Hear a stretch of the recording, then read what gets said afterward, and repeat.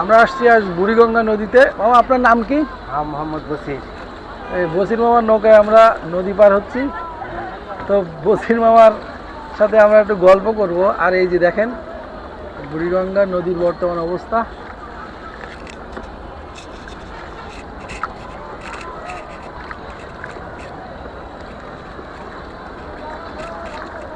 সূর্য প্রায় ডুবে যাই আমরা এখন নদীর ঢাকা শহর থেকে ওপার যাচ্ছি।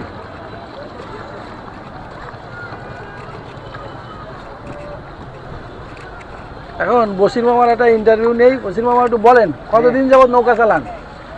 10 বছর। 10 বছর? 10 বছর নৌকা চালান? হ্যাঁ, 10 বছর উপরে। আর আপনার এমনি গ্রামের বাড়ি কোথায়? শরৎপুর। শরৎপুর। 10 বছর নৌকা চালায় কি কি করলেন? পরিবার খাই ঠিক মতো চলি। কয়জন পরিবারের সদস্য? হ্যাঁ, পরিবারের সদস্য কয়জন? ছেলে মেয়ে 3 জন। 3 জন। আর স্ত্রী আর মা 5 জন আর কি। 5 জন। এই ওই পার থাকেন নাকি এই জিঞ্জিরায় থাকেন? না, ওই যে ঠোঁটা মাথায় থাকে, চরে থাকে। কামরাঙ্গি চরের ওইদিকে না? ঠোঁটা। হ্যাঁ। প্রতিদিন কি পরিমাণ টাকা ইনকাম করতে পারেন? এই যে পরিশ্রম যেরকম টাকা সেরকম। এবারে যে প্রতিদিন কত টাকা হয়? প্রতিদিন অ্যাভেলেবেল ধরেন গড়ে পড়তায় 600-700 টাকা। 600 টাকা। 2 বেলা চালান নাকি সারাদিন? এই মানে সারাদিনেই। ও, নৌকা কি নিজের? নৌকা ভাড়া ভাই। ভাড়া? প্রতিদিন ভাড়া কত দিতে হয়? ভাড়া দিয়ে 70 টাকা। মানে যার নৌকা তাকে 70 টাকা। হ্যাঁ, সারাদিন মিলে? সারাদিন, দিনে হোক রাইতে হোক 70 টাকা। মানে প্রতিদিন হাজিরা বুঝে? হাজিরা 70 টাকা। 70 টাকা। তাই একটা নৌকা বানাতে কত খরচ পড়ে? একটা নৌকা মানে 20,000 টাকা লাগে। 20,000? এই এত দিনে 10 বছরে একটা নৌকা বানাতে পারলেন না নিজের? নৌকা বানাবো আমি তো এদিকে ফ্যামিলি নিয়ে থাকি না, মানে ফ্যামিলি নিয়ে তার এদিকে থাকি না। আচ্ছা, এইটা কি মামা পানি ট্যাঙ্কি এটা? হ্যাঁ, এটা সাপ্লাই পানির পাম্প। কোন সাপ্লাই পানি? এই যে এই পানি সাপ্লাই করে উপরে। ওয়াসা, ঢাকা ওয়াসা। এটা। ও আচ্ছা আচ্ছা। তো যাই হোক, এখন এতদিনে কেন তাহলে একটা নৌকা বানালেন না নিজে? নৌকা এটা কি মূলত মূল নদী তাই না? হ্যাঁ হ্যাঁ, এটা তো মূল নদী, বুড়িগঙ্গা নদী। এটা হিসেবে বুড়িগঙ্গা নদী। তো 10 বছর যে আপনি নৌকা চালালেন, 10 বছরে তো অন্তত নিজের একটা নৌকা থাকার কথা। নিজের নৌকা তো ইচ্ছা করলে করা যায়। তাহলে এটা করেন না কেন? ইচ্ছা করিনি, কারণ এদিকে তো ফ্যামিলি নিয়ে থাকি না। আচ্ছা আচ্ছা, মাঝে মাঝে যান? মাঝে মাঝে থাকি, আবার বাড়িতে যাতায়াত করি। আচ্ছা, আর একটা বিষয়, এখানে কি এই যে ঘাটে কি কোনো টাকা দিতে হয়? হ্যাঁ, আপনি ওই পাশের থেকে যে এই পাশে যাচ্ছেন?